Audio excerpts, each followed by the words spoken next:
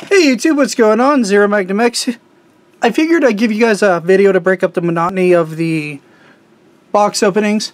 I know it can be like a little redundant when you're watching box video after box video.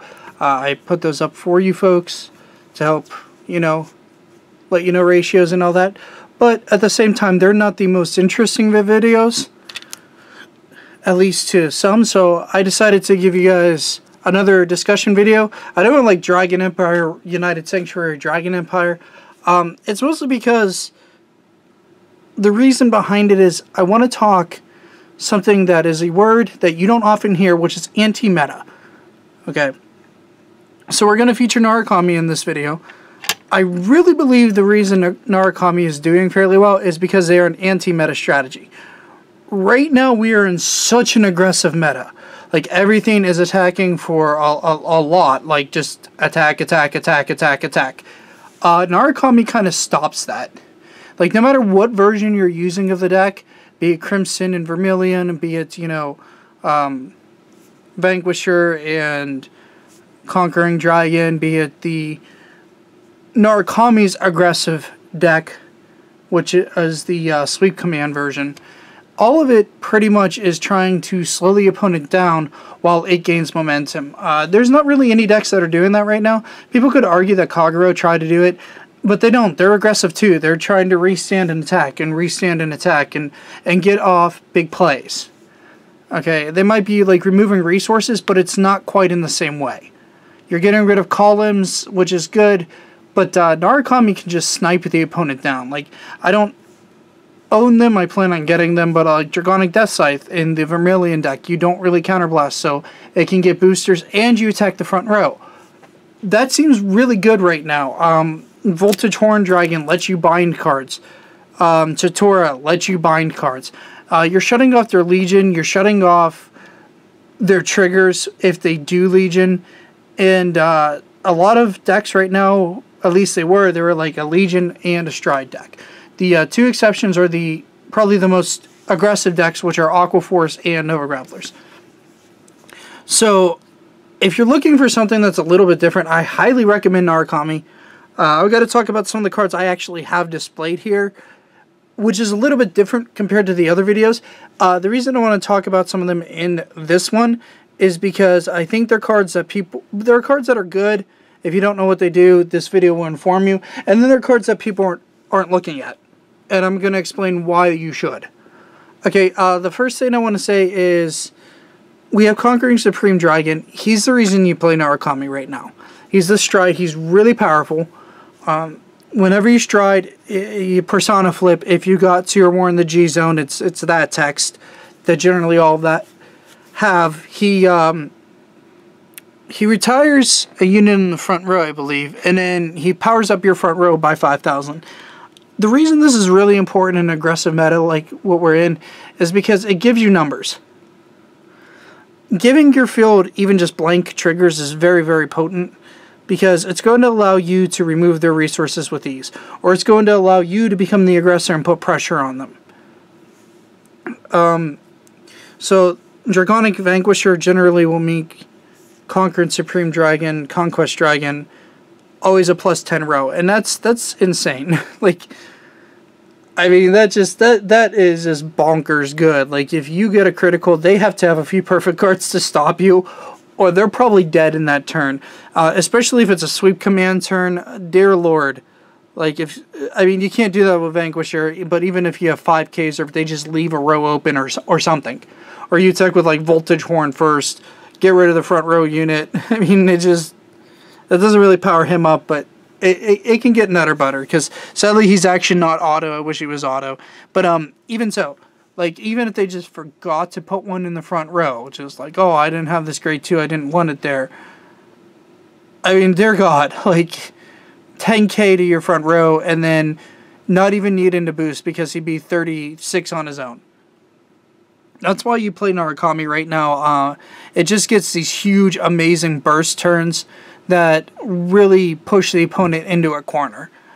Okay, so that's more so the obvious. That combos with, like I said, Draconic Vanquisher, which lets you retire something else. So you clear out their front row if you want to go that strategy, but there's not really too many backups for him. Sorry, bumped the camera. Voltage Horn Dragon combos really nicely. Counterblast 1 if it's boosted on G-Break 1. You can pay the cost. If you do, your opponent chooses one of her rear guards, retires it, and then binds that card face up. So you get rid of, like, oh, this card was a good stride card. Well, now it's gone. It's a little less potent than Chitara. Chitara just rips apart strategies that won a Legion. Like, it just rips apart Dodax. It rips apart Thingsaver, Otmile, which are two of the biggest decks from this previous format. I mean, I don't know if it does much versus Aquaforce. They don't really Legion from the list I've seen. They want to restand and other things. So versus that deck, just I think retiring and getting rid of units permanently is fine. Because I don't think they have a real way to recover. Okay, now to move into the... I'm going with obvious strategies first, and then I'm going to go with less obvious as the video moves on. A little bit less obvious that people are looking at, because everybody wants to build Sweep Command, and Sweep Command's fantastic. The reason he's not down here is because I haven't gotten my playset in the mail yet. I'm waiting on them. I was hoping they were here today, but they're not. Anyway, the second one is Crimson and Vermilion. When this deck came out, everybody was losing their minds. They were like, what? Like, attack in the front row every turn. Like, they were going absolutely bonkers. Then people were like, oh, he's not that great. I think people that don't think he's that great are wrong. I'm not saying it to be rude. It's so dumb because we have a limit break enabler. So all you have to do is be a Legion deck. Make sure you have one limit break enabler.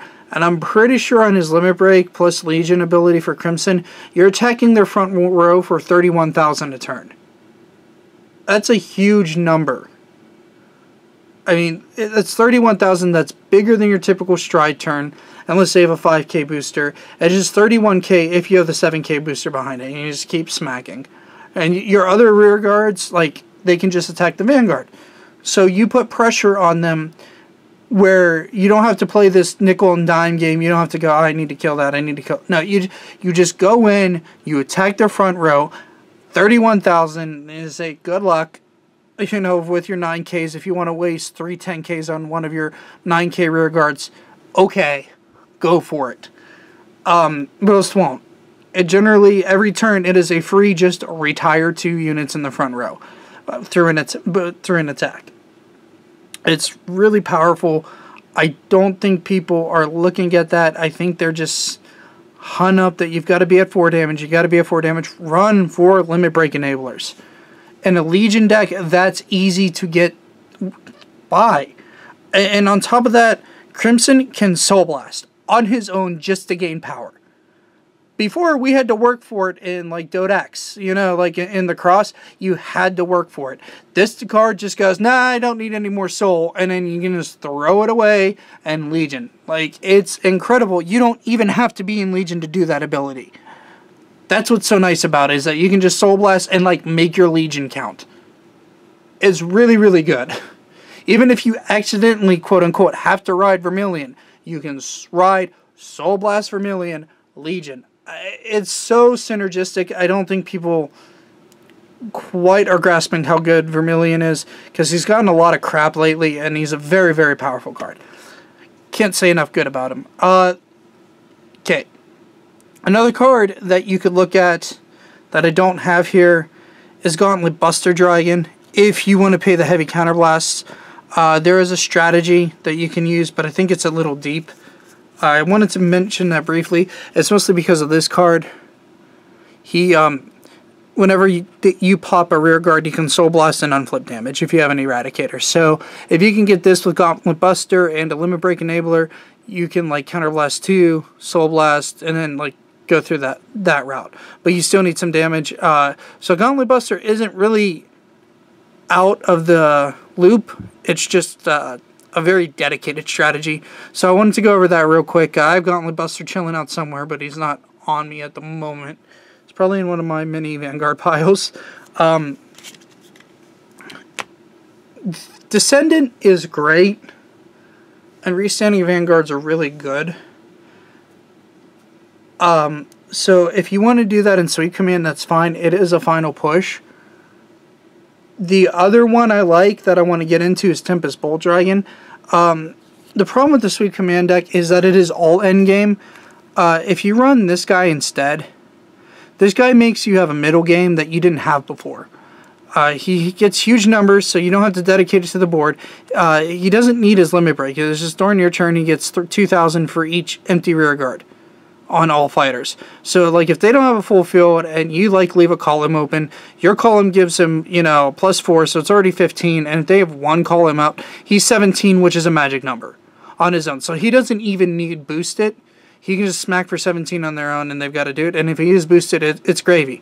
If they have any more columns open after that, it's really, really powerful. And then he just has, like, the board wipe button where you're like, well, I have 3 E-Rats in my damage zone, and I just need to wipe the board because everything's annoying right now. And you just have that choice. There was a trigger also that when it dies, you could look at the top 3 cards and then call like an Eradicator, I believe. It's the critical trigger, so you can always toss that down, limit break, and then like throw that into the drop zone and then find something better, like a better booster or whatever, if you plan on like playing another card from your hand. So he has a lot of weird but cool strategies around him, including an awesome middle game. So I really think if you're looking for something that you say, oh, I don't like to send it, consider Tempest Bolt Dragon. He's pretty cool, and he's also the card I would recommend with Conquest Dragon, because this guy just lets you play the middle game where you're like, okay, well, I have to play this, then I have to stride. And if you do have your ride next turn on Conquest Dragon, then you can stride or whatever, you can make different weird plays with it and keep your opponent off. It's like an offbeat tempo card, but I really like it as a backup in Sweep Command over the Descendant, because Descendant is just like, and Sweep Command are end game cards. They're what you want to finish with. This guy gives you that middle game. If you open up and you have a Descendant in your hand, and then you draw into another Descendant, and you're like, well, where's my Sweep Commands? Like, you can't really use Descendant unless you're using the Limit Break Enabler. This card lets you forego the Limit Break Enabler and frees up spots. So just consider it. Like, it gives Narukami a mid-game. Anyway, it's been a 12-minute video, so I hope you enjoyed this discussion video. I tried to fill it with as much content as I could and not do any filler. Please remember to favorite, comment, and subscribe for more. If you like Cardfight clan discussion videos, please let me know in the comments what clan you want me to feature, and if I have it available, I will talk about it. Right now, I really want to focus on meta clans, and then I'm going to move away to like the sub clans. So, yeah. Go ahead and talk to me. Let me know what you want to see. Let me know what you want out of this video series. And hopefully you're enjoying the box openings. Sorry I coughed real bad in them because I had a killer cough for like 3 weeks. And it sucked. So, yeah. Check out my other videos. And please sub and talk to me and stuff. Peace, YouTube. And have a good one. Later.